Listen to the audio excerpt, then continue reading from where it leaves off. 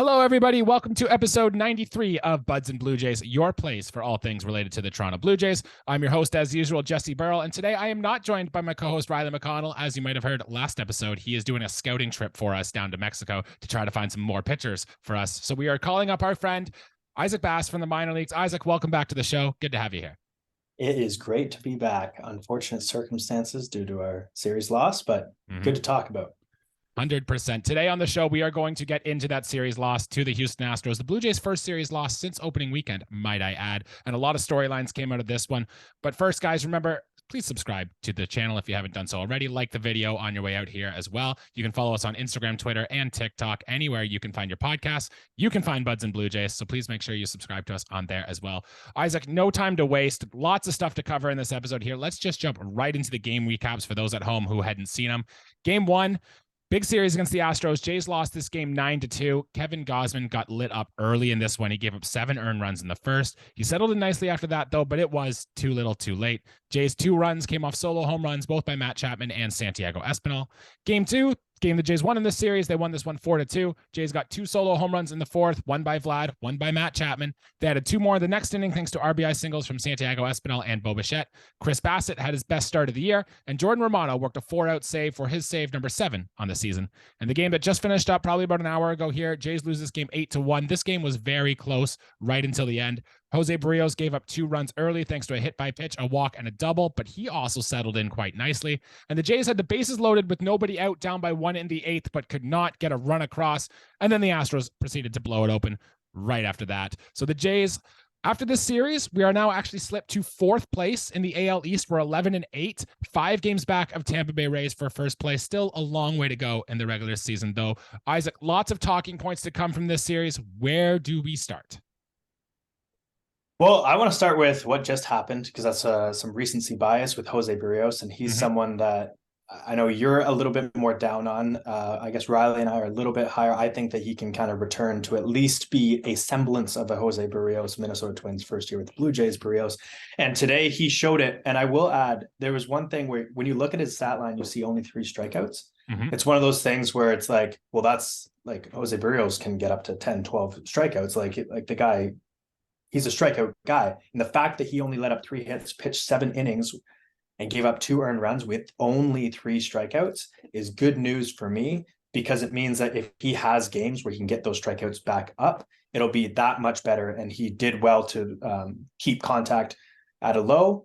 So that's my thumbs up, is Jose Barrios, who looked like over the last 2 starts has kind of turned a corner. And if him and Kikuchi can settle in for 4 or 5, and we think Manoah and Gossman are going to do better, and Bassett pitches the way he pitches, we got this rotation set up.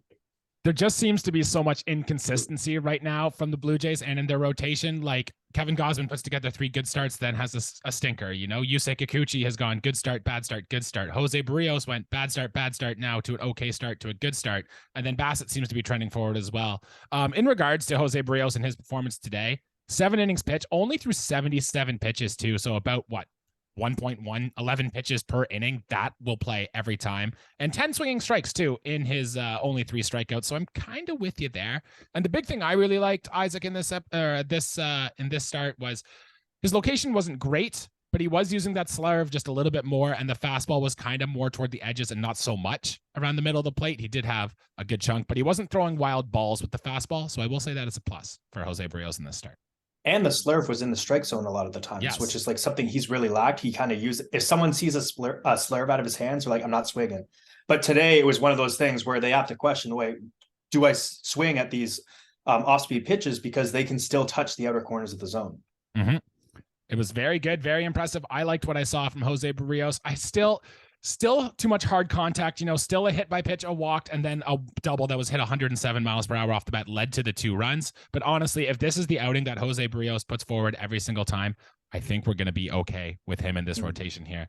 Isaac, I want to touch another player, another positive that I really liked in this series that might go a little underappreciated, and that was Whit Merrifield's performance. And I don't know about you, Isaac, but when I'm watching John Schneider put out this lineup every day, I'm really starting to think we need to have Whit Merrifield in here every single day. I know he had 2 more hits today. He had 2 hits in game 2. I don't really remember exactly how he did in game 1, but John Schneider has even credited his defense in the outfield too. He's really liked how he's played in left field, and he's liked how he's played in right field as well. And on top of that, he had a stolen base in today's game that was not credited a stolen base. But if you watch the replay and see what happened here, he was safe by at least 3 feet. And I don't know what the cameras were doing, but that's just another tool Whit Merrifield has in the bag. And I think he started the year too on a massive on base streak. I think it was 12 or 13 games that Whit Merrifield was in. He got on base.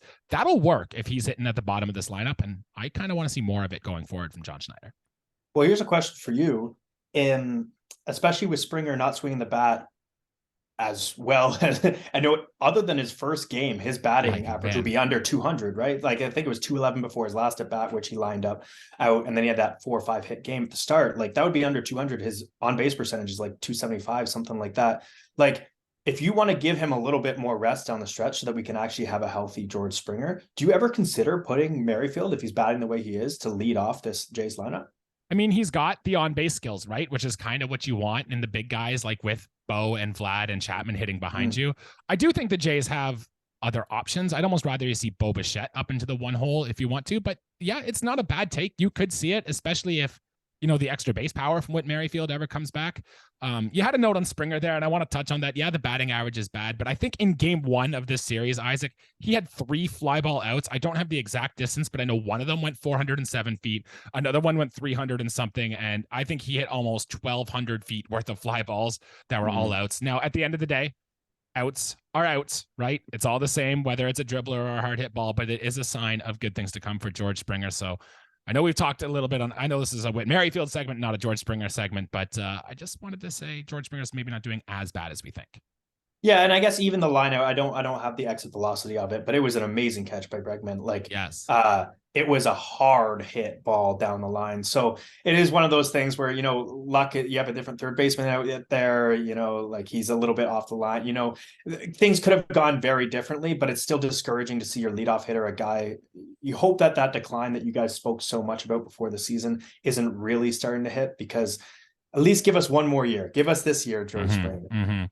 That line out you talked about in game 3 had an expected batting average of 700. He hit at 102.4 off the bat. That's just unlikely. Yeah. And you want to talk about the luck. I guess we can kind of use this now about how lucky or quote unlucky the Blue Jays have been. I remember there was a few years ago, we talked about how the Blue Jays just late in close situations were terrible. And this is from a guy, Joshua Hausum on Twitter. I'm going to steal this stat. I'm going to read it here. Here's the slash line for the Toronto Blue Jays hitters with runners in scoring position and 2 outs. We're hitting 134 with a 216 on base percentage and a 239 slugging percentage with runners in scoring position and 2 out.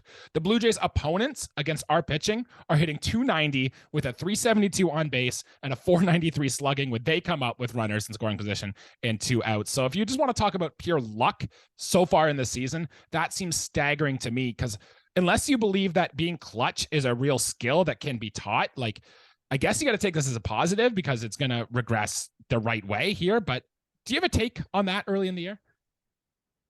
The fact that we're still 11-8, and should have won some of these games as well. Like, it's actually a little bit positive to see something like that, because we are going to go back to the mean. We are top 5 hitting team in all of baseball.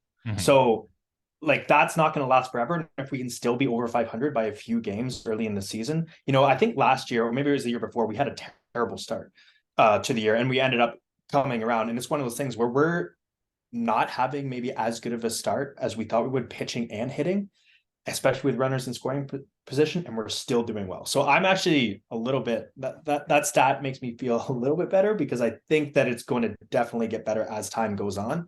And we're batting right now against really good pitching. Going back to back against Houston and Tampa, probably the 2 best pitching teams in the American League. Like, that's tough. So, and the Yankees, who are going to face in the next series here, they've got some arms too. But that's life in the American League East, right? We're going to face tough pitchers. The good news is the Jays have good hitters, so we should be able to handle these good pitchers.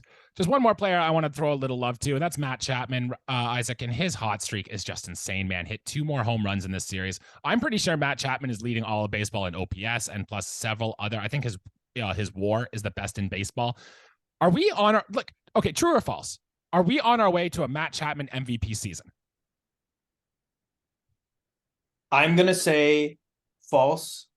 I do love Matt Chapman, but he has shown that he's a streaky hitter. So it's one of those things where it probably will come back to earth. But I think he could be in the conversation. So that's all I'll say. With Ohtani in the league, it's going to be you'd have to have this season he's having right now till the end. And I don't think I think Matt Chapman's awesome. I think the contract year is definitely helping. And to touch on the contract year, because I was talking about a friend with this yesterday, and there's a lot of talk about people like Simeon and people in contract years. It's like they're just doing it for the money. And I just want everyone to consider for a second, if you had a difference between $140 million contract and a $200 million contract, that's $60 million.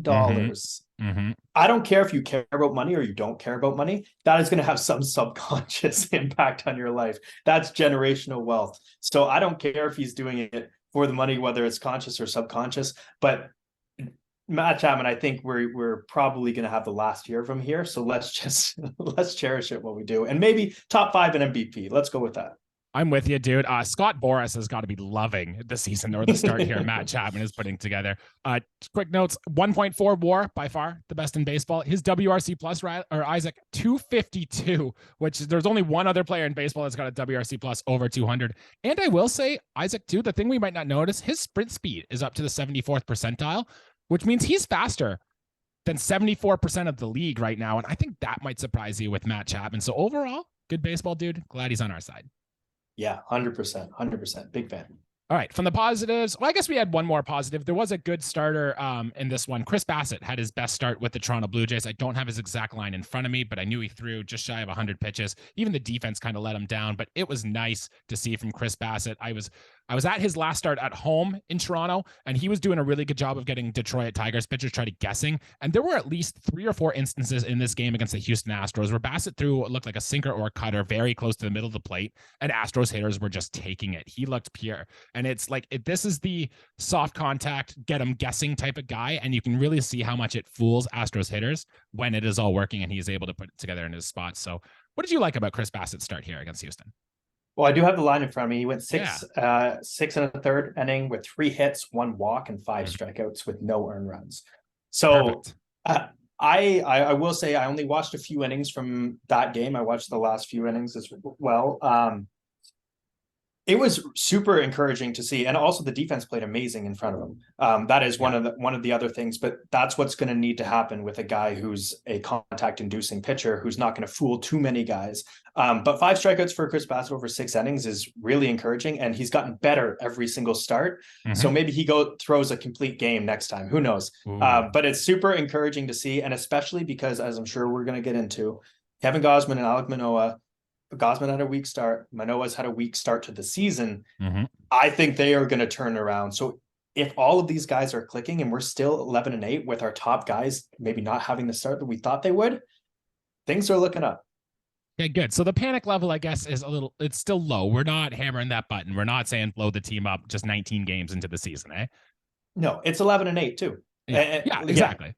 Yeah. And the Rays are going to have to play real competition soon. So let's keep that in mind. Yes, they will. Let's get into one of those starts that didn't go so well for the Blue Jays. And that was what Kevin Gossman did. I have his line here: 4 2/3, 7 hits, 7 earned runs, 2 walks, 5 strikeouts. I will say my call of Kevin Gossman winning the Cy Young, although I still believe that is going to happen, did take a little bit of a dip here. And I wanted to give the Astros some credit. They had a very pure plan of attack on what they want to do with Kevin Gossman. They were looking for that fastball, I felt like, low in the zone, and they were trying to ambush it when they got it. And they just came out hot and heavy against Gossman. He did settle in nicely after that disastrous first inning, but the 2 home runs allowed, even 2 walks is kind of high for Kevin Gossman. So you didn't want to see this, especially coming off of a start where Alek Manoah didn't look so good. But are you concerned at all from this start with Kevin Gossman, or just a blip in the radar? Nope. Some people just don't have it some nights. Big Leaf fan. That happened last night, unfortunately for me. Some people just, and especially pitchers, like I'm sure they have conversations when Pete Walker and Snyder go out to the mound. And he's like, look, I just don't have it tonight. And they're like, just give us as many innings as you can. Luckily for a guy like that, it doesn't happen very often at all. So I'm not discouraged at all. I expect guys, even the top guys in the league, to have some nights where they just aren't that good. Yeah, the 8 runs allowed by Kevin Gossman matched a career high, which happened 3 times, but it hadn't happened since May 29th of 2019. And I did want to note, though, talking about Kevin Gossman's splitter here, there have been 3 pitches this year that have been thrown at least 100 times that have returned a sub 200 WOBA against. One of them is Shohei Ohtani's sweeper, which should surprise nobody, one of the best pitches in the game. Luis Castillo's four-seamer is the best one with a 121 WOBA allowed, which we saw in game 1 of the wild card series last year.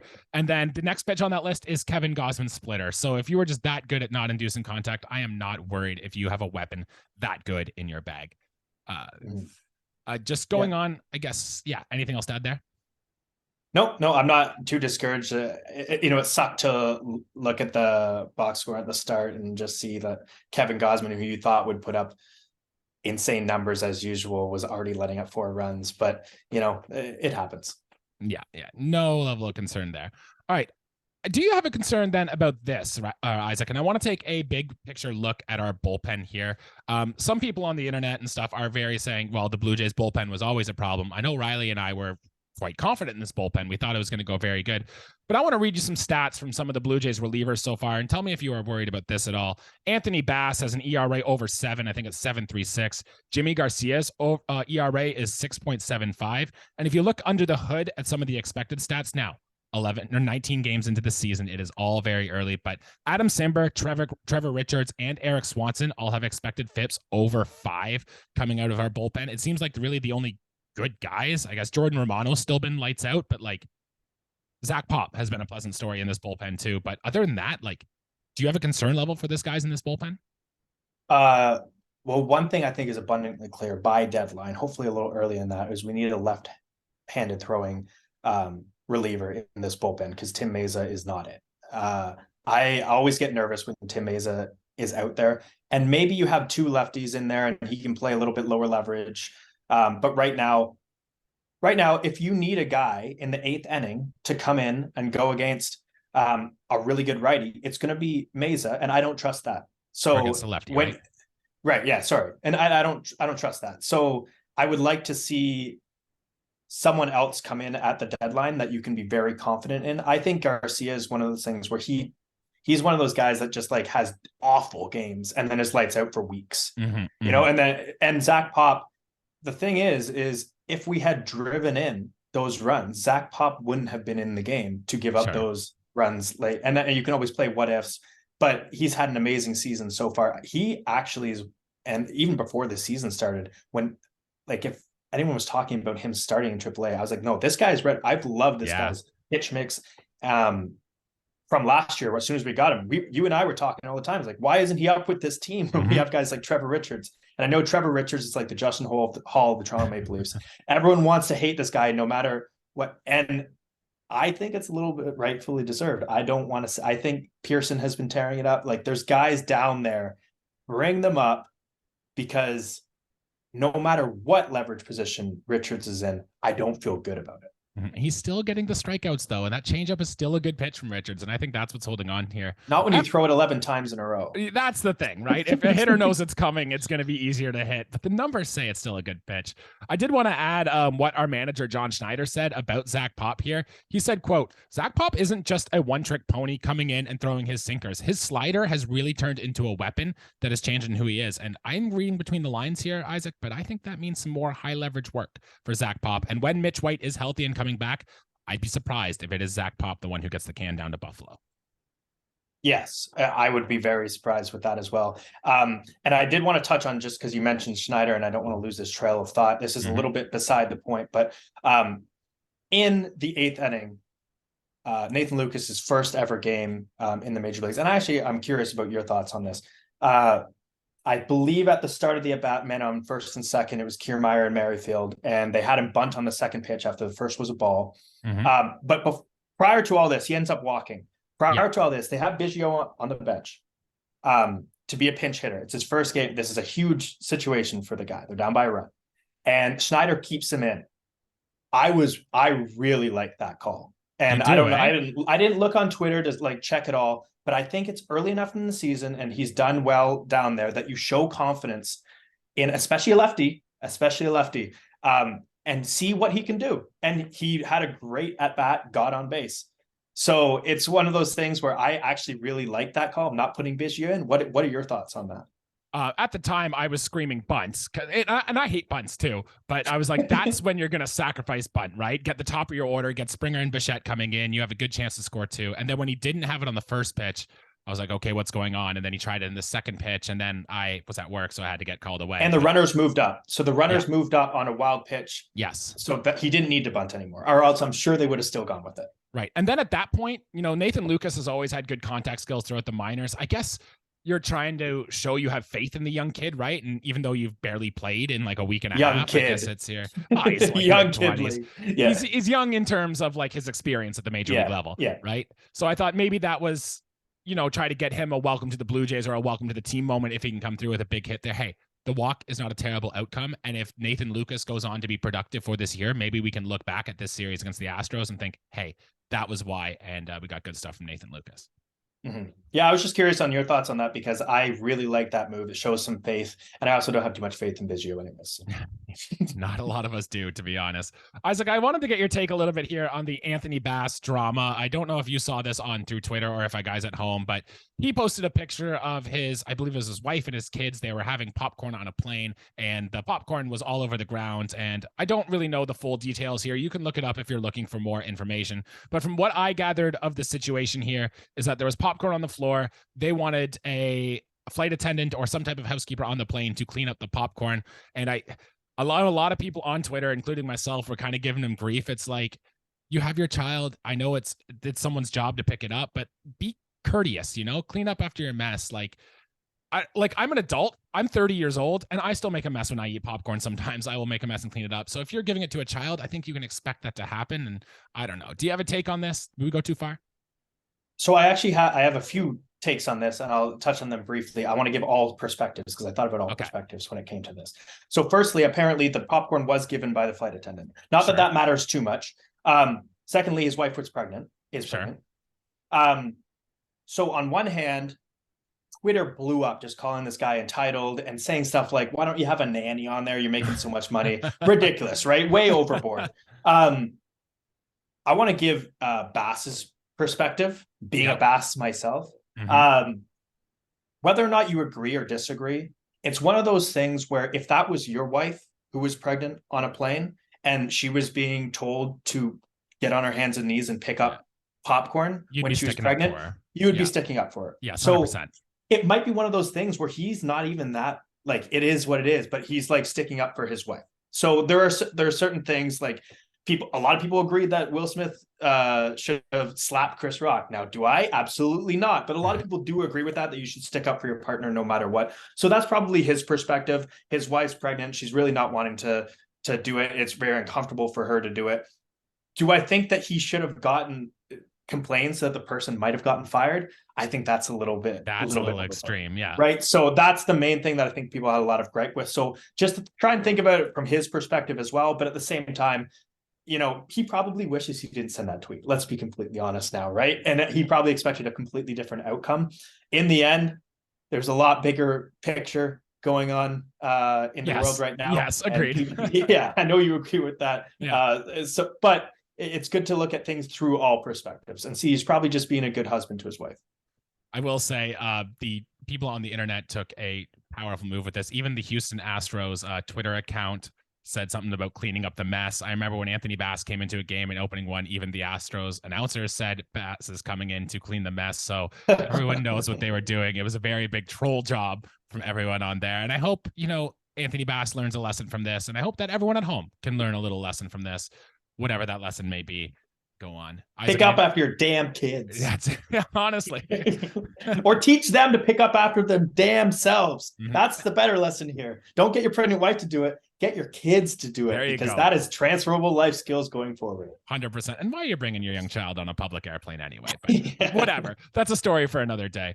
I have one more note that I really want to touch on here, and that is Jordan Romano. And when he got his save in game 2 of this series, he got 4 outs. I don't know if you look at the pitch mix here, but of his 14 pitches he threw, 13 of them were sliders. He threw 1 fastball. And I guess, hey, the slider is a good pitch. If it's working, don't stop throwing it. But 13-1 on the pitch mix there from Jordan Romano, I thought was very interesting. Do you have a thought on that from Romano here? I'm just picturing being in the batter's head and being like, he's going to throw a fastball this time, and then it doesn't come. He's got to throw a fastball this time, and then it doesn't come. So it might be one of those games where the guys were like, "What the hell? Like, when are we actually going to get a fastball here?" And it actually fooled them. Apparently, he did really well. So I think that's just a very anomaly. He probably realized it was working really well for him. He's like, I'm just going to keep throwing this. And they're probably going to think I'm going to throw one of the best pitches, fastballs in the entire league, and I'm just not going to do it.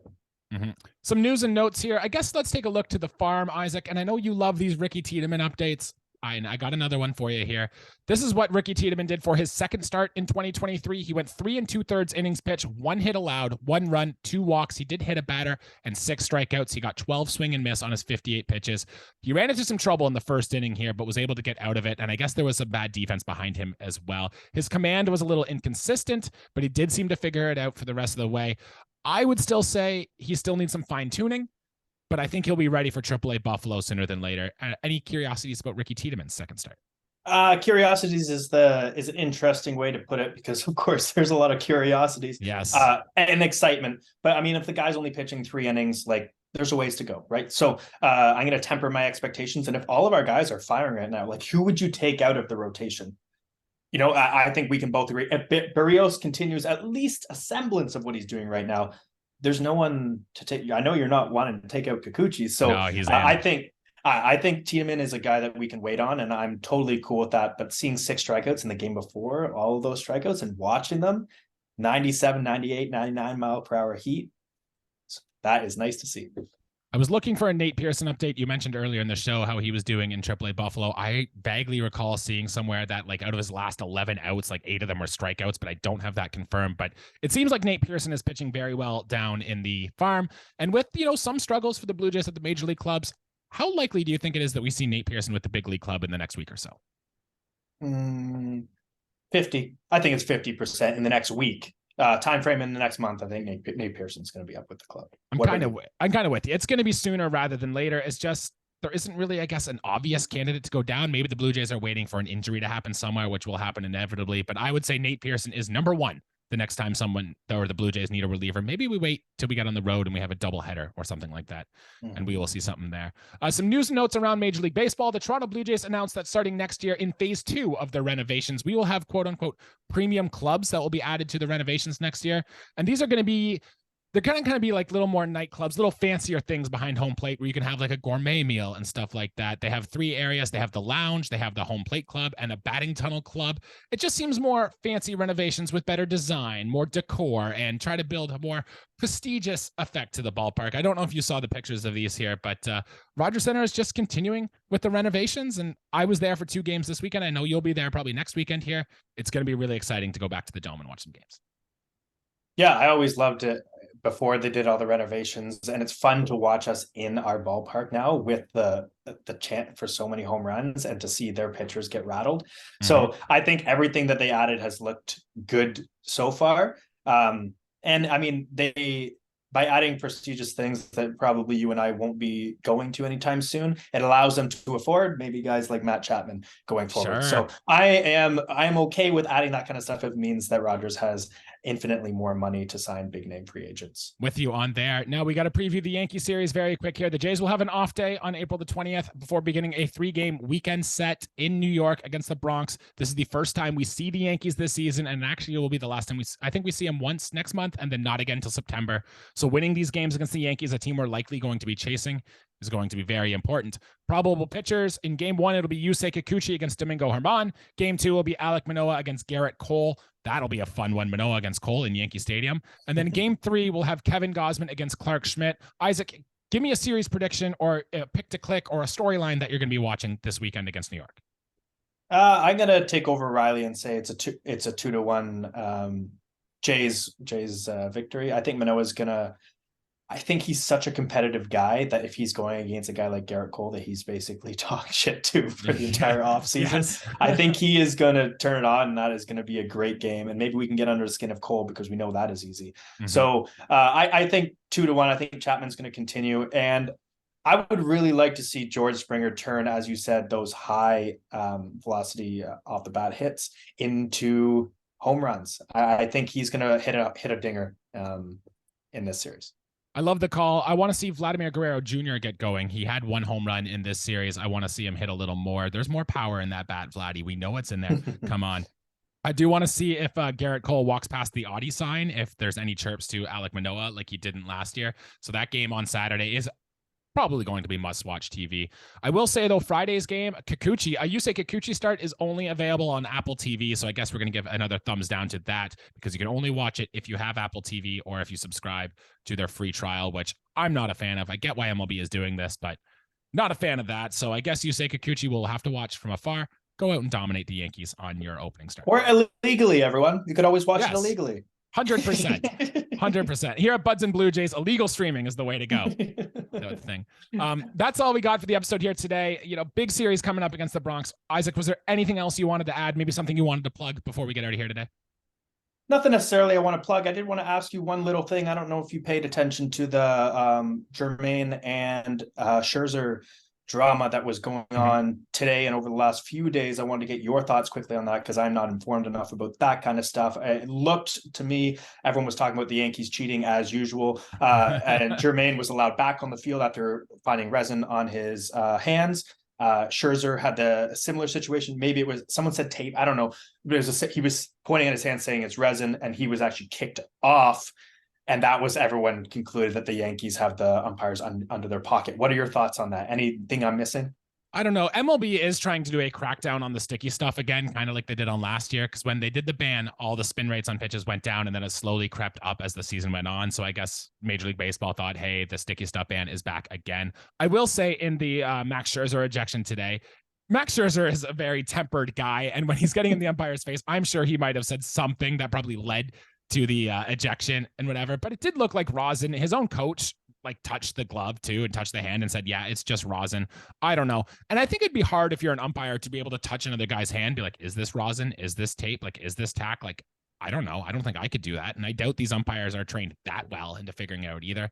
I don't know. I think it's just a way for Major League Baseball to say, hey, look, we're doing something. And this will happen for a little bit before I think ultimately it's going to go away.